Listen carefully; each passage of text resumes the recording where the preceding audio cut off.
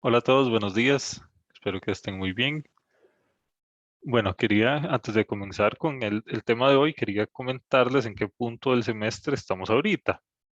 Estamos hoy 22 de marzo, eso significa que estamos acá. Por lo tanto, el tema que corresponde a hoy es el que se llama control de flujo while. While es un tipo de control de flujo, por aquello. Ven que hay otro que dice control de flujo, dice for. For es otro tipo de control de flujo. Entonces, bueno, acá estamos en este punto del semestre, estamos en semana 7, estamos muy cerca de Semana Santa, por lo tanto, del centro del semestre, más o menos. Entonces, bueno, eso es algo bueno. Em, Vemos por acá que tenemos la tarea 3, que la tarea 3 yo se las dejé la semana pasada.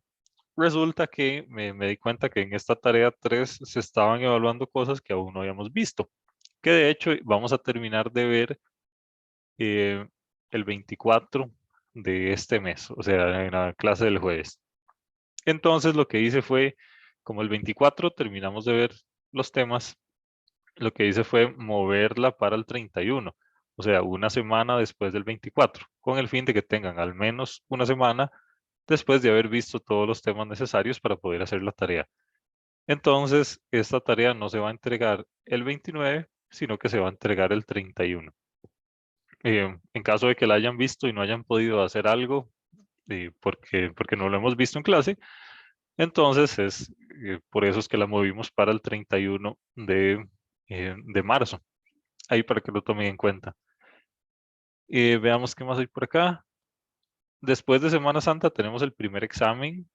Normalmente les confirmamos la fecha exacta apenas volvamos de Semana Santa. Ahí les decimos la fecha y la hora en el cual lo vamos a hacer y cuál va a ser la modalidad.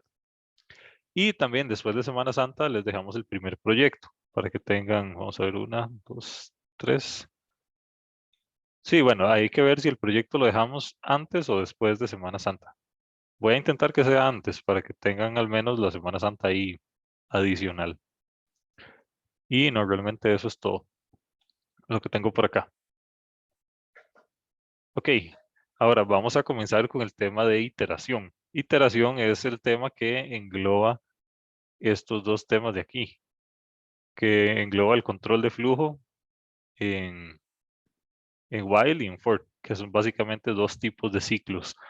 La idea es ver hoy while, unos ejemplos, y el jueves 24 vamos a ver for, unos ejemplos. La siguiente semana nos quedaría para hacer un poquillo de práctica más de estos dos temas, que son bastante importantes, de hecho. Bueno, el tema como tal se llama iteración, es el que engloba el control de flujo en el cual una porción de código se puede repetir varias veces. De eso es de lo que se trata. Este es el contenido de esta presentación. Vamos a comenzar por definición y tipos, qué es while, qué es break, algunos ejemplos, alguna práctica que va a quedar por ahí y después for. Vean que la presentación es bastante pequeña. Realmente no hay mucho que decir de este tema. Lo que sí hay bastante son como ejercicios o así. Pero en general la teoría que está detrás de esto es bastante simple. Y bueno, la iteración es el proceso a través del cual nosotros podemos repetir una porción de código. Hagamos aquí un poco de recuento de cómo es que funciona el código que sabemos hasta el momento. Em, ok, cuando nosotros hacemos código en cualquier lenguaje, ignoren acá que el tipo de lenguaje que sea, nosotros tenemos como algo así. Instrucción 1, instrucción 2, instrucción 3, aquí la 4, 5, 6, etcétera. Y nosotros lo que hacemos es ejecutar el código así. Se ejecuta la instrucción 1. Cuando termina, se ejecuta la instrucción 2. Después la instrucción 3, la instrucción 4, 5, 6 y ahí para abajo, ¿verdad? Esta es una ejecución que va en línea recta, que es como monolítica en ese sentido. No hay ninguna disrupción. Con iteración, lo que pretendemos es que esto no se ejecute así necesariamente, sino que pueda haber repeticiones de código. Entonces decimos, la instrucción 3, 4 y 5 se van a repetir 3 veces. Entonces, ¿cómo funcionaría? Ejecutamos la 1, la 2 y después entramos a la parte del ciclo, que es este cuadrito que está señalado en rojo. Ejecutamos la 3 por primera vez, la 4 por primera vez, la 5 por primera vez. Después ejecutamos la 3 por segunda vez, la 4 por segunda vez y la 5 por segunda vez. Finalmente, en la tercera vuelta ejecutamos la 3 por tercera vez, la 4 por tercera vez y la quinta por tercera vez. Y después ejecutamos la 6. Y de ahí las que sigan para abajo. Entonces, eh, al hacer esto ya rompemos la secuencialidad del código, porque estamos introduciendo un ciclo. Ciclo lo que nos dice es que vamos a repetir el código determinada cantidad de veces. Ahora, ¿cuántas veces lo vamos a repetir? Depende de lo que estemos haciendo y depende del tipo de ciclo. Y cómo lo vamos a repetir también depende del tipo de ciclo que estemos usando. Pero esta es la idea general de iteración. Agarrar una sección de código y repetirla varias veces. ¿Alguna duda hasta acá? Ok. Bueno, vamos a continuar. Existen 3 tipos de iteraciones. Hay un tipo de iteración que se llama recursividad. Este tipo de iteración no se ve en el curso. Es un toque complejo. Entonces, por eso, bueno, se deja para otros cursos de otras carreras, pero en este curso no se ve recursividad. Aunque, bueno, sepan que los que vamos a ver acá, los 2 tipos que vamos a ver acá, no son los únicos. Existen diferentes maneras, pero esto se utiliza para cosas muy específicas, muy particulares, para una familia de problemas muy particulares. Entonces, por eso se obvia del temario de este curso. Después vamos a ver uno que se llama while. While es un tipo de ciclo. Se llama así en un montón de lenguajes. No es algo exclusivo ni de Python ni de ningún otro lenguaje, sino que es compartido por un montón y todos funcionan igual. Y después está el estatuto Ford, que lo vimos un poquillo cuando vimos la parte de pseudocódigo. Para recorrer una lista que decíamos, para elemento en lista, haga esto. Eso en el fondo eh, era este estatuto que se llama for o que se llama for in. De hecho, ahora que lo recuerdo también, creo que hicimos un par de ejemplos que involucraban whiles cuando hicimos la parte de pseudocódigo. Entonces, bueno, por ahí en el fondo de sus mentes deberá estar cómo funciona un ciclo o cómo funciona el otro, pero todo bien. Bueno, vamos a empezar por el while, que es como el más simple. Se usa para la ejecución de un bloque de código siempre y cuando una condición sea verdadera. Si la condición es inicialmente falsa, este código nunca se ejecuta. Entonces, eh, es así, nada más. While es una palabra reservada y después viene la condición. Esta condición es una condición que siempre y cuando se cumpla, el bloque de código que viene después se va a ejecutar. Si esta condición nunca se cumple, entonces este código nunca se ejecutó. Ese es como el único detalle que hay que tener. Entonces, siempre y cuando se cumpla esta condición, este bloque de código se ejecuta. Y eso es todo lo que hay que decir de este ciclo. Bueno, ahora veámoslo cómo funciona en la práctica. Veamos este ejemplo. Bueno, aquí está el ejemplo, lo voy a programar yo por acá directamente. En este caso no voy a hacer una función, sino que simplemente lo vamos a hacer así. Lo vamos a programar aquí directamente. Vamos a crear una variable que le vamos a poner i. I va a ser inicialmente 0. Ahora vamos a decir, mientras que i, ya no, esto no es un i, y sea menor a 10, por ejemplo, lo que vamos a hacer es poner un print que diga, estoy dentro del ciclo.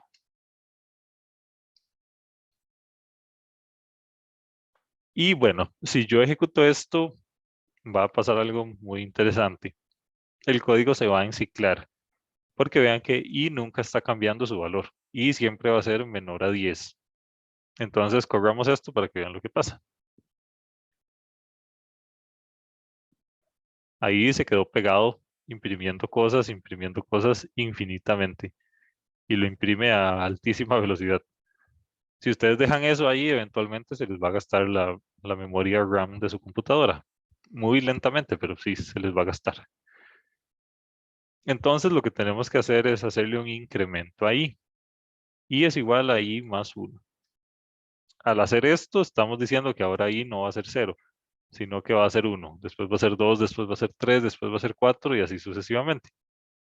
Entonces, si le damos play a esto, vean que se imprimió el print que yo quería y se imprimió 10 veces. 1, 2, 3, 4, 5, 6, 7, 8, 9, 10. En efecto, se imprimió 10 veces. Eso significa que el ciclo dio 10 vueltas. De hecho, yo puedo poner aquí el número de vuelta en el que estoy.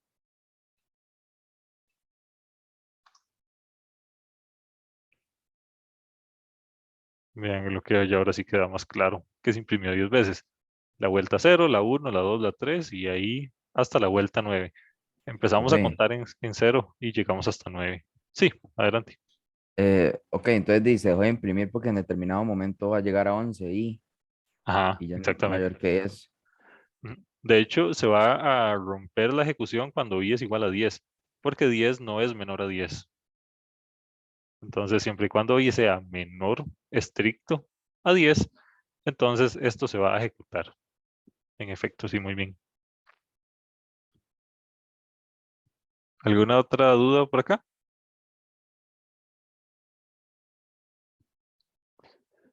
Ok, muy bien. Bueno, esta es la idea general de cómo funciona este ciclo. Ahora, este ciclo nos funciona para hacer muchas cosas, no solo para hacer un print así tan sencillo como lo estamos haciendo acá. Básicamente, los dos tipos de ciclos que vamos a ver, uno se podría convertir en el otro, o sea, uno siempre puede usar uno o puede usar el otro, pero con ciertas modificaciones. Hay unos que son mejores para alguna cosa, otros son mejores para otra. Entonces, bueno, es bastante interesante. El detalle de este es que si a uno se le olvida hacer el incremento de su variable, entonces el ciclo se va a quedar pegado, se va a enciclar, que fue lo que pasó ahora, que yo no hice el incremento. Entonces, y nunca se estaba acercando a 10, entonces estaba ejecutándose ahí infinitamente. Por cierto, esto viene aquí en la presentación, viene más o menos del mismo ejemplo. Veamos este otro ejemplo que viene acá. Estamos creando una variable y estamos creando una variable que se llama activo. Activo es una bandera que es falso o verdadero. Y preguntamos siempre y cuando activo sea igual a true, o por eso un detalle acá, es lo mismo que ustedes pongan, no sé, digamos, activo se llamaba la bandera, o activo es igual a true. Es igual que ustedes pongan while activo a que pongan while activo sea igual a true. Estas son dos maneras de hacer lo mismo.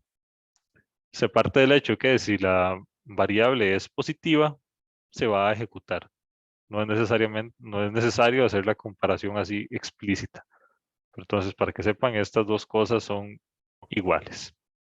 Entonces, en el fondo esto significa, siempre y cuando la variable activo sea igual a true, ejecute esto que viene aquí. Y preguntamos, si es igual a 3, vamos a hacer un break. Un break es una manera de romper el ciclo de manera forzada, aunque la condición aún se cumpla. Entonces, es bastante interesante. Es una manera forzada de romper el ciclo. Entonces, bueno, hagamos esto un toquecillo.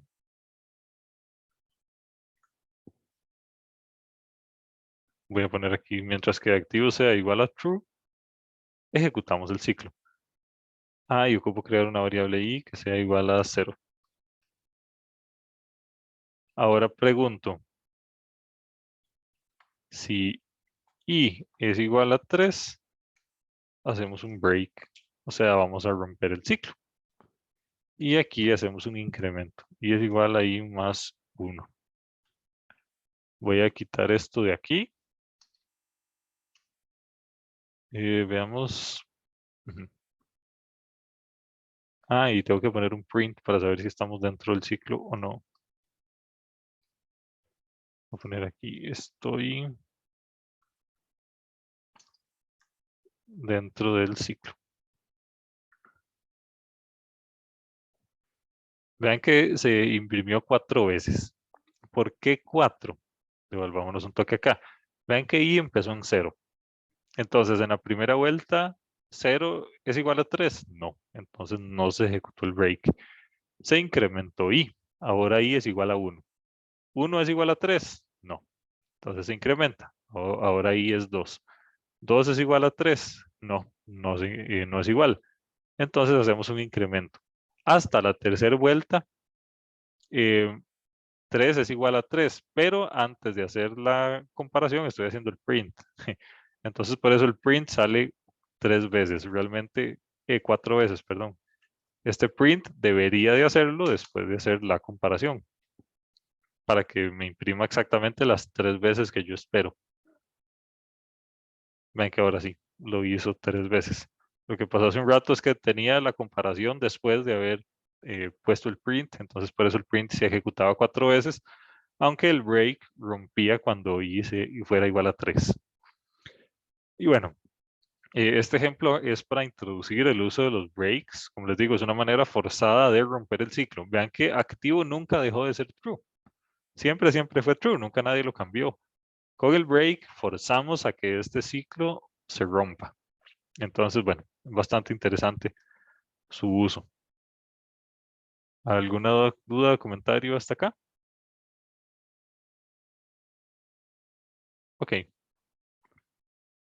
Bueno, ahora vamos a hacer un ejercicio ya un poco más complejo, ya no tan simple como los que vimos hace un rato. Y es básicamente crear una función que reciba dos números, un número A y un número B, y que imprima una tabla de multiplicar de tamaño A por B. Por ejemplo, si recibimos 5 por 5, deberíamos de crear una tabla que sea de 5 por 5. Vea que tiene 5 columnas y 5 filas también. Y empezamos con la tabla del 1, después con la tabla del 2, del 3, del 4 y el 5. La tabla del 1 es simplemente 1, 2, 3, 4, 5. La del 2 es 2, 4, 6, 8, 10. La otra 3, 6, 9, 12, 15 y así sucesivamente. Si yo pongo aquí, por ejemplo, 10 por 10, debería de llegar a contar hasta 10, tanto a la derecha como para abajo. Entonces, esto es lo que tenemos que hacer. El hecho de hacer este ejercicio, bueno, tiene varias particularidades aparte del uso de los whiles. Y aquí podemos ver en la solución que hay algunas cosas raras, principalmente con los prints. Pero bueno, vamos a ir poco a poco. Voy a quitar esto de acá. Voy a crear una función que se llame multiplique. Y esto recibe un número A y un número B, que va a ser el tamaño de mi matriz. Ahora vamos a utilizar dos contadores. A uno le vamos a poner I y al otro le vamos a poner J. Uno va a ser el encargado de contar las filas, otro va a ser el encargado de contar las columnas. Entonces empezamos por I. I es igual a 0. Y entonces ahora decimos, mientras que I sea menor a A, por cierto, I no puede empezar en, sí, I no puede empezar en 0, I tiene que empezar en 1, porque las tablas de multiplicar empiezan a contar a partir de 1. No tiene sentido poner la tabla del 0. Entonces, I tiene que empezar a contar en 1 y esto tiene que ser menor o igual. Siempre y cuando esto se cumpla, voy a crear otro ciclo aquí dentro de este. Y el contador de esta se va a llamar J. Ahora decimos mientras que J sea menor o igual a B, entonces ahora sí hago lo que yo quiero hacer. Primero voy a poner un print que va a ser igual a I por J.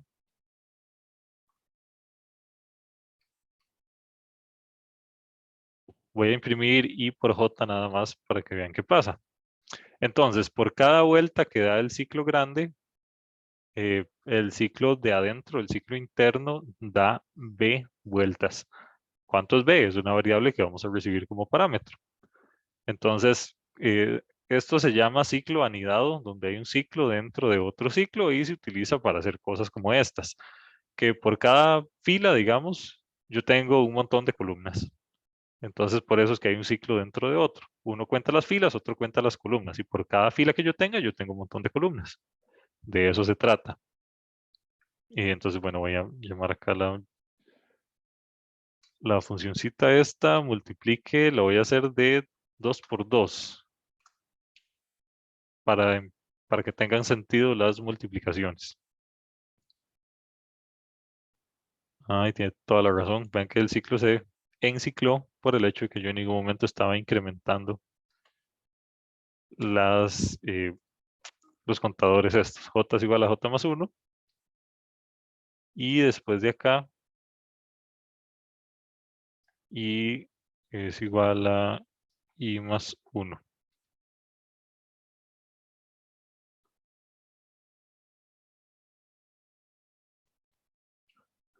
Ok, vean lo que ahora sí. Esta recuerden que es de 2 por 2. Entonces, esta debería de ser la primera fila, 1, 2, y la segunda fila debería de ser 2, 4. Es básicamente agarrar un subconjunto de esta que tenemos acá. Como la de nosotros era de 2 por 2, la primera fila debería ser 1, 2, la segunda fila debería ser 2, 4. Entonces, bueno, vemos que nuestras multiplicaciones están sirviendo ahora, se están imprimiendo de una manera que no es la que yo espero. Y es ahí donde la cosa se complica un toque, porque hay que utilizar los prints, pero de una manera un poco extraña. Y es esta manera que viene aquí. Veamos a ver.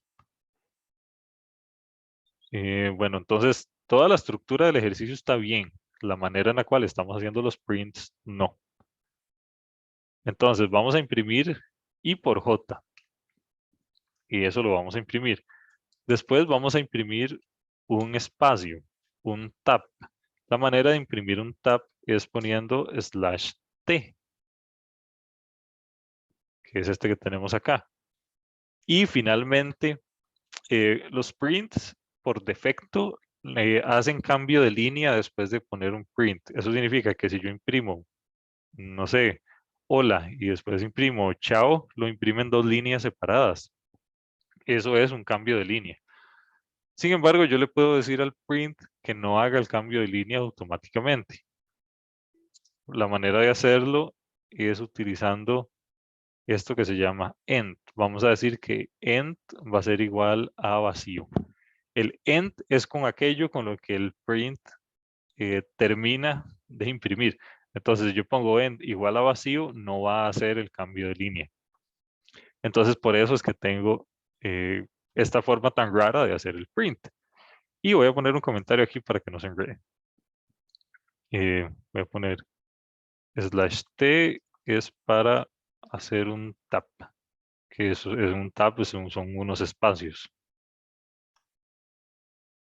Y después voy a poner acá end igual eso es para evitar el salto de línea. Salto de línea es pasar a la línea siguiente. Ok, ahora muy bien. Después de imprimir toda una fila, tengo que hacer un salto de línea. Ahora sí, cuando termine de hacer la fila. Por ejemplo, cuando yo esté acá ejecutando la primera fila, tengo que hacer un salto de línea para empezar a poner los números de la siguiente fila. Entonces, en toda esta parte de acá, después de todos estos números, tengo que imprimir un salto de línea. Entonces, por eso es que voy a hacer esto que voy a hacer. Aquí tengo que poner el salto de línea.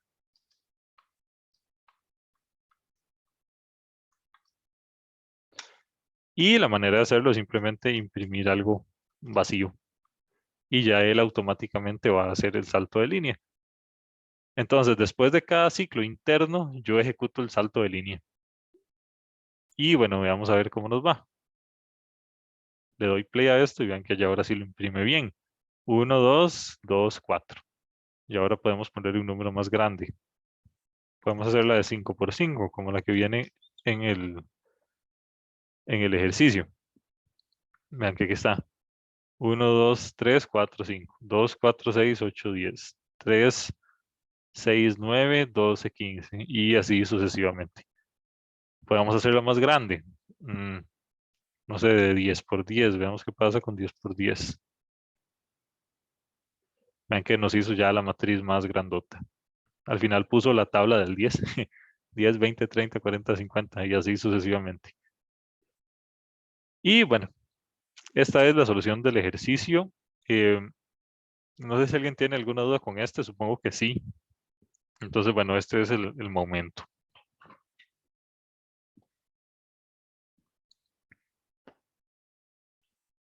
¿Todo claro? Ah, Profe, bueno. yo me perdí o sea, todo el print de la línea 9, eso sí yo estoy pero perdido. Ujú. Es básicamente un print normal. Aquí la parte importante del print es este, el I por J, que es el resultado de la multiplicación y es el que me va a ir generando estos numeritos de acá. Sin embargo, bueno, utilizamos estas otras cosas para hacer, para lograr que el print se vea bonito, para lograr que el print se vea como tabla. Utilizamos este que se llama un tab para meterle espacios entre cada uno de los números, para que los números salgan con un espacio aquí. Y vean que hay que utilizar tab y no hay que utilizar espacios, porque a veces los números son de 2 dígitos, a veces pueden ser de 3, a veces son de 1. Entonces, al nosotros utilizar tab, me va a separar cada uno de los números de una manera equidistante. Entonces, así puedo ver el comportamiento de columnas. Para eso es que se utiliza el tab nada más. Y este end igual vacío es para evitar que el print haga el salto de línea al final. Si quitamos esto, vea lo que pasa. De hecho, bueno, podemos hacer el ejercicio y lo voy a hacer más pequeño porque si no se va a hacer un enredo. Si quitamos el salto de línea, me los imprime para abajo. Yo quiero que me los imprima para la izquierda, uno despuesito de otro. Lo que pasa es que el print por defecto tiene siempre al final, siempre tiene un salto de línea. Entonces, por eso es que eh, con este toquecillo de aquí le estamos diciendo que al final no haga un salto de línea, sino que al final no haga nada.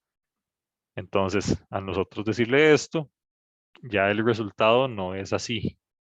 No imprime todo para abajo, sino que imprime todo para la derecha, que es lo que yo quiero. Y básicamente es eso, es un print normal. La parte importante del print es esta, el I por J. Estas otras dos cosillas de aquí son simplemente para lograr que se vea cuadrado y que no imprima todo chorreado para abajo. Pero eso es todo. Ah, ok, y el print de la línea 13, entonces, o sea, ¿cuál es la razón de que esté ahí? Ujú. El print de la línea 13, como nosotros quitamos los saltos de línea de este print, aquí estamos forzando el salto de línea. De hecho, por eso es que tiene este comentario. Aquí es donde tenemos que poner el salto de línea y la manera de poner un salto de línea es simplemente imprimir vacío y él automáticamente después de vacío le va a añadir el salto de línea. Entonces, esto es simplemente para hacer el salto de línea de aquí a aquí, por ejemplo, o de aquí a aquí, o de aquí a aquí.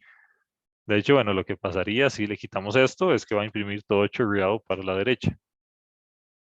Vea qué vacilón. En lugar de hacerlo como tabla, va a ser todo chorreado para la derecha. Aquí fue que no cupo, pero pongamos algo más pequeño entonces.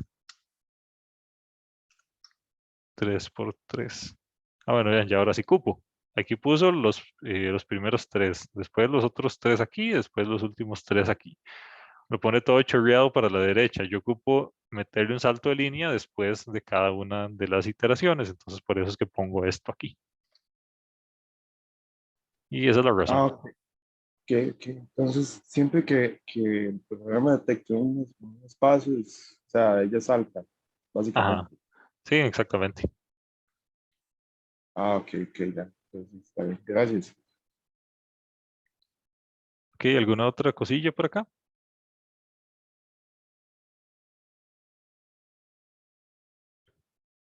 Ok, bueno, vamos a continuar con el que sigue.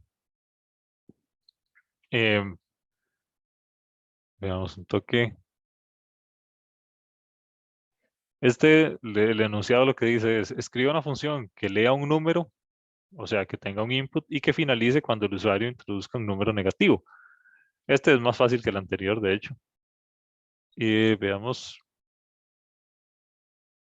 Ujú.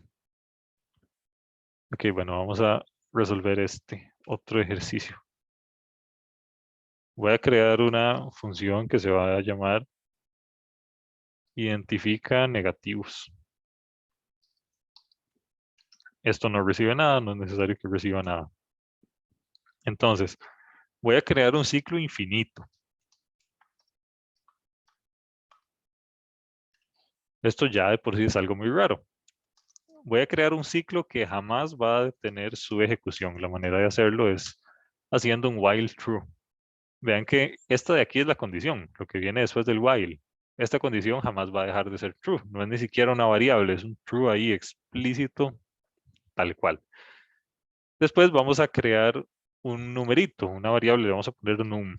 Y num va a ser igual a lo que el usuario nos ingrese como parámetro.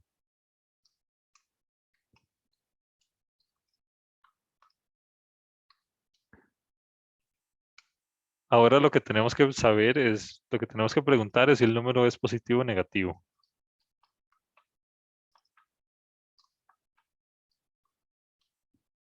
Esto es bastante fácil de hacer. Preguntamos si número es eh, mayor o igual a 0. Vamos a poner un print que diga acá eh, el número es positivo. Y si no, vamos a poner un print acá que nos diga el número es negativo. Voy a ponerle acá terminando ejecución. Y entonces, bueno, el ejercicio lo que nos dice es que el programa termine apenas el usuario introduzca un número negativo. ¿Cómo hacemos para salirnos de este ciclo infinito? Tenemos que utilizar break. Apenas el número sea negativo, entonces utilizamos break. Y ya eso es todo. Voy a llamar a mi funcioncita.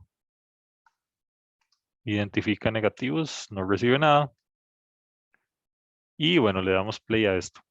Voy a limpiar esta consola un toque. Y bueno, ahí va de nuevo. Entonces ahí me dice, ingrese un número. Voy a meter un 56. Y dice que el número es positivo. Por cierto, ahí me faltó poner un espacio aquí. Voy a ponerlo. Ok, ahora sí va de nuevo. Ingrese un número. Voy a meter un 23. 23 es positivo. Voy a meter un 0.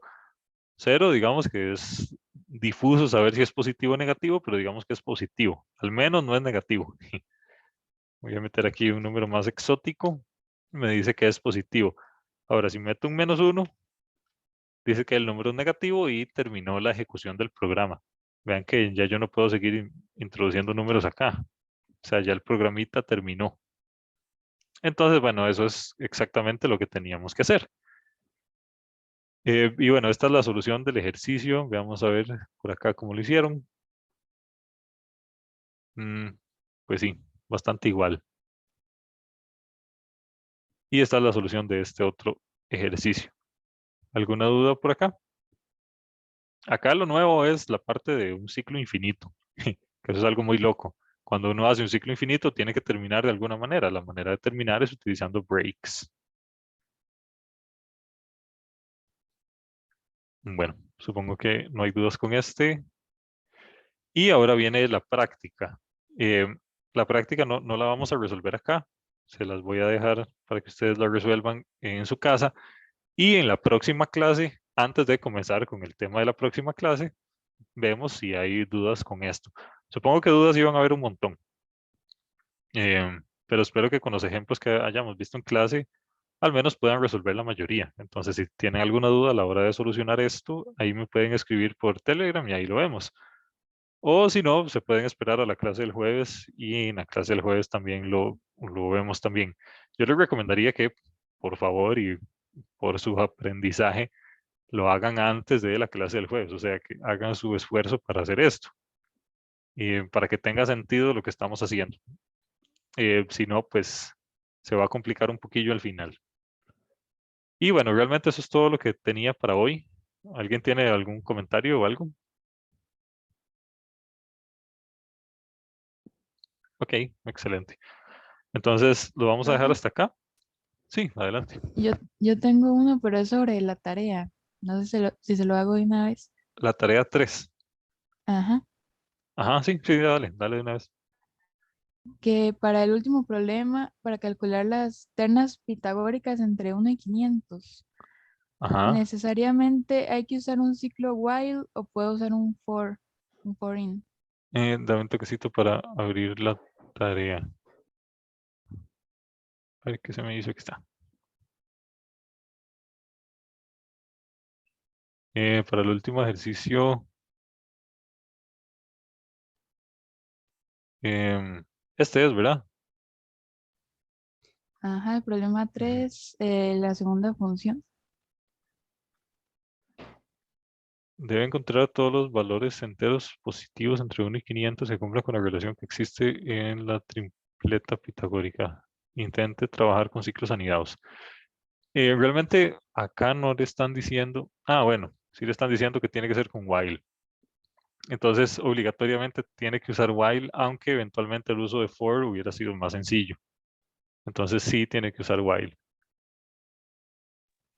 Ok, y profe, también tengo otra duda con otro problema Ajá. de los primeros. De estos. Ajá, sí, ya le digo cuál es. Voy a abrirlo un momento.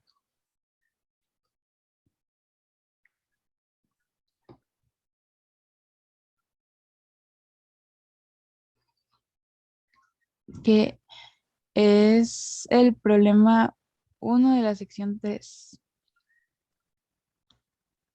Sección 3, problema 1 este.